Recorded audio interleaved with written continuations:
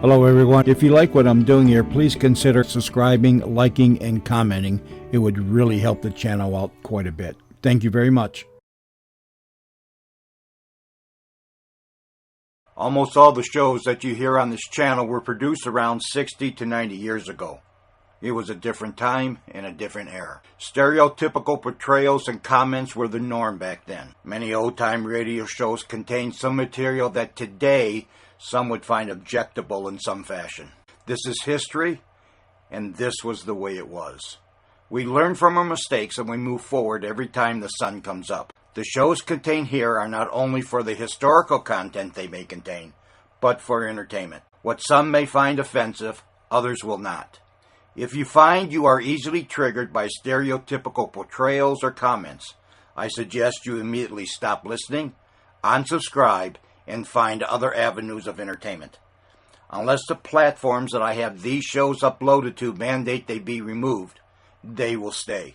Please enjoy the following show.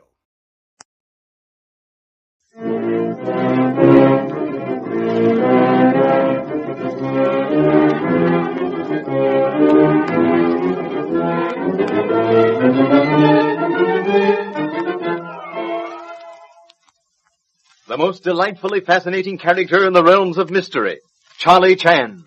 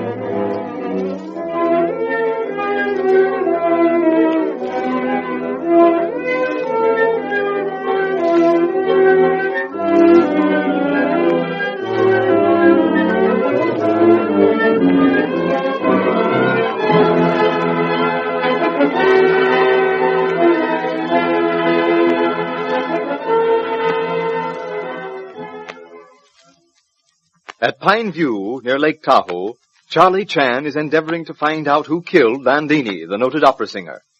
Suspicion falls equally on Ward, the owner of Pine View, Romano, Swan, and Ryder, all at different times married to Landini. Pretty Leslie Beaton, to whose brother, Hugh, Landini had been engaged, also is suspected when her scarf is found in the dead woman's hands.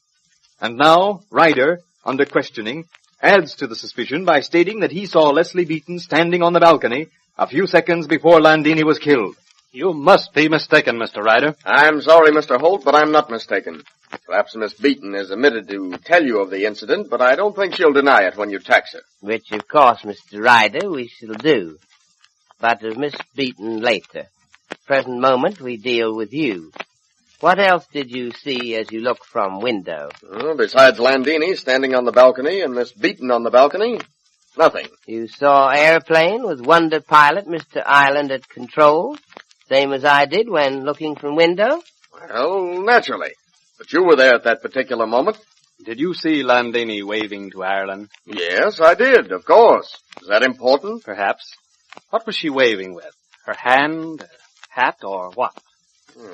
Now that you mention it, I believe it was something like a large silk handkerchief. Well, that's only a guess, of course. But it might have been a scarf? Yes. A silk or, what do you call them? Chiffon, a chiffon scarf. Ah, its color, Mr. Ryder? Its color, please. That is so important. I realize its importance as well as you do, since Miss Beaton's pink scarf was found in Landini's hand. I can't tell. Anything I might say about its color would be pure guesswork. So sorry you did not see color. It would have been most important clue. Now then, Mr. Ryder, you left window. Did you by any chance look out into passageway? Not exactly. But of course you left the door open and I did see... Yes, proceed. We wait anxiously result of my having carelessly left door open. I saw Dr. Swan standing looking into the study. and he turned and went down the stairs. You couldn't tell whether or not he had actually been in the study. No, I couldn't tell that. I had no particular reason to even think about his being there. It was perfectly natural. He was looking into the study, then he turned and went down to the living room. Then you saw Mr. Ward come along passageway and join us in room just before we heard shot? No. No, I didn't. I turned to look out the window again when Ireland went into that final loop before he landed. The next thing I remember was Dudley Ward saying that Ireland's a clever flyer, all right. Quite so. From that moment on, I believe we're equally aware of what took place, Mr. Ryder. Thank you so very much indeed for your cooperation. You have corroborated in part rather extraordinary claim of Miss Beaton.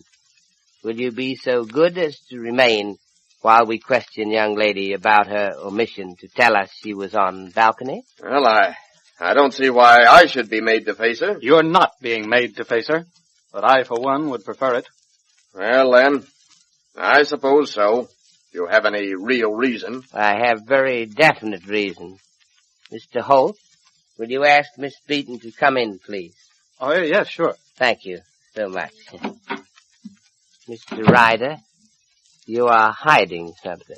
See here, Chan.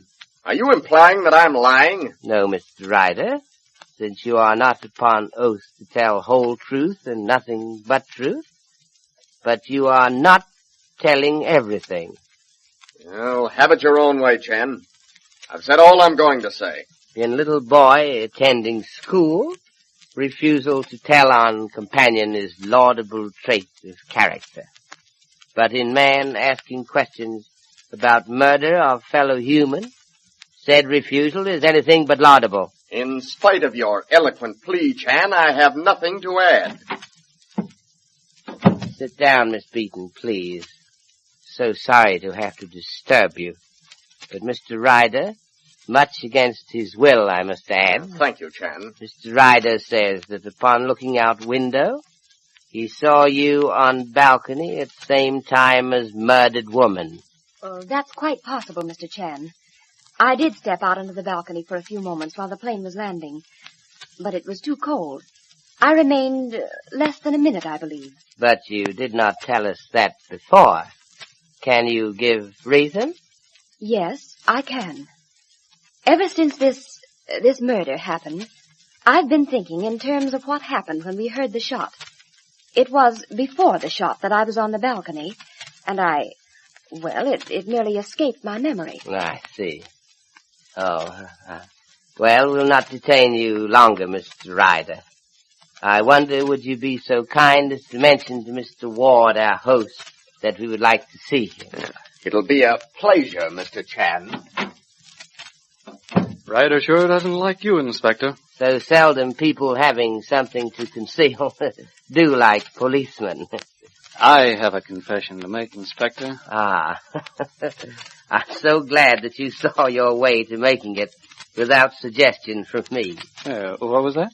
You refer, of course, to the fact that you warned Miss Beaton about Mr. Ryder's statement while escorting her to study? Yes, Inspector, I know I shouldn't have done it, but, well... I am not reproofful. It was in my mind that you should do so when I asked you to bring Miss Beaton. It was Mr. Ryder's face I wished to study. Did you learn anything? Impossible at this moment to say. Now, Miss Beaton, real reason this time, if you please. Why did you not tell us you were on balcony? Real reason? But I just told you. Reason you gave, dear young lady, was sufficient for purpose of answering before Mr. Ryder. But for purpose of assisting us, Mr. Holt and me, in solving mystery, no, not quite enough. But honestly, really, Mr. Chan. One moment, please. Perhaps it will be easier if I explain you did not mention that you saw your brother.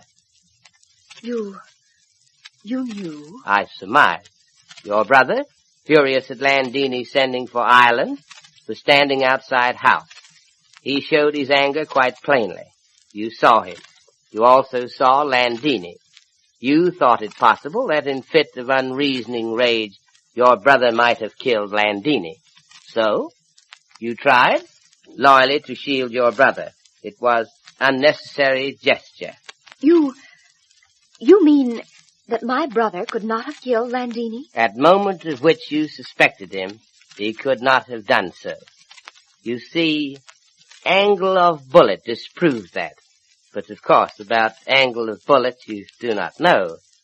That does not preclude suspicion of your brother at earlier time. But I only wish to show you. Please be honest and open with us. We have only desire to help you. I'm so sorry, Mr. Chen. I really am. And ashamed. Come in.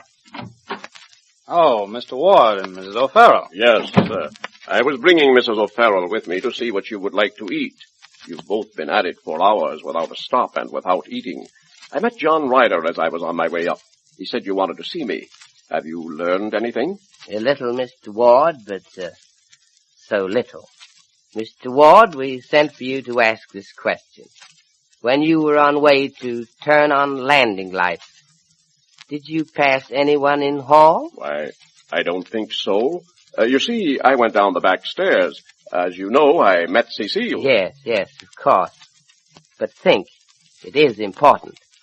Did you see Dr. Swan or Mr. Romano? Yes, I remember Romano. He mentioned something about Ireland coming so close to the house as to nearly take the roof off. And that's no lie, and it isn't. He came so close to that back wall, you'd think he was trying to land on the balcony. And Cecile down there in the kitchen stairs, madder than a hornet at the way her husband was a-carrying on, showing off for Landini. Begging your pardon, Mr. Ward. But that's the truth, and it is. So, Mr. Ireland came so close to back wall as to almost touch balcony? That he did. Landini standing there a-waving at him. You saw her? Well, just for a minute. A dinner like that's no joke, as I told you. And I didn't have any too much time for looking at flying machines. Madame Landini was still standing on balcony when you went back to kitchen? Well, then, now when you mention it, she stepped back into the room kind of sudden-like, if you know what I mean. I think so, yes. Thank you, Mrs. O'Farrell. That will be all at present. Thank you kindly, sir. Oh, and what will you have for lunch? We shall leave that entirely in your hands. There are none more capable, I'm certain. If you don't need me for anything else, why... Not at all, Mr. Ward. Thank you so much. I'll go with you, Mr. Ward, if Mr. Chan doesn't want to ask any more questions. At present, no, Miss Beaton. I'll see you later, Miss Beaton. Leslie. So, Ireland, eh? Coming close to the balcony. The bullet was fired from above. Completely drowned out by the noise of the motor. Precisely, Sheriff. I think if Mr. Ireland does not return by night from Reno, we will be put to distressing necessity of going after him. So, Ireland, Landini's wonder pilot, falls under the scrutiny of Honolulu's detective. Well, we'll have to await developments. After your sponsor has delivered his message, Inspector Chan will be with us again.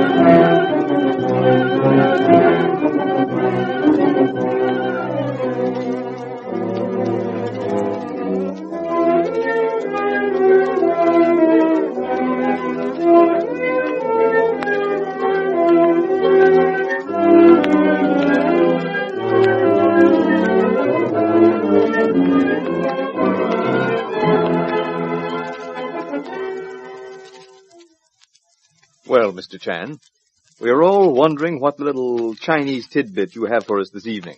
I have been thinking about millions who daily struggle for happiness. Many years ago, Lao Tzu had saying which explains much. Real happiness is least expensive of gifts. It costs nothing, but counterfeit of same is most expensive and is worth nothing. How very true, Inspector. I know our friends will appreciate it. Thank you, and good night.